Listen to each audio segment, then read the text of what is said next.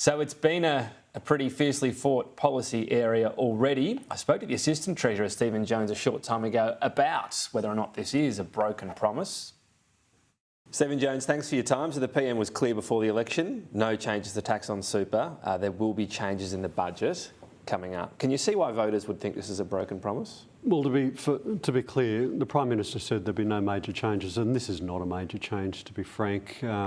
It's about system integrity as much as anything, ensuring that superannuation is for the purpose of retirement income, not for tax minimisation, not for estate planning. We think $3 million is about the reasonable level at which taxpayers through the budget should be subsidising retirement income. Even above $3 million, it's still a concessional tax rate in there for most tax earners, for most taxpayers. So we think the balance is right. This is about system integrity. It's a modest change. We know there's opposition to it from the coalition. They're saying something different now to what they said a few years ago, but we think it's the right thing to do. $1 trillion worth of debt and a structural deficit. We need to put the system on all fours. He didn't say no major changes. He said no changes.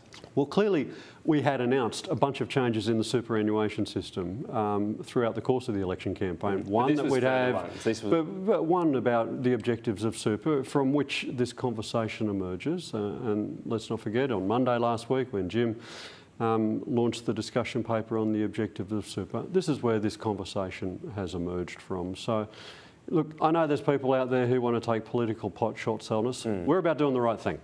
Right thing by the budget, right thing by the superannuation system. We're strong on ensuring that we preserve it well into the future. Right. But what you're saying is because there were changes afoot already, that sort of left you wriggle room to make more changes? Because the PM seemed to indicate yesterday this was about timing. It's not a broken promise because it takes effect after the election.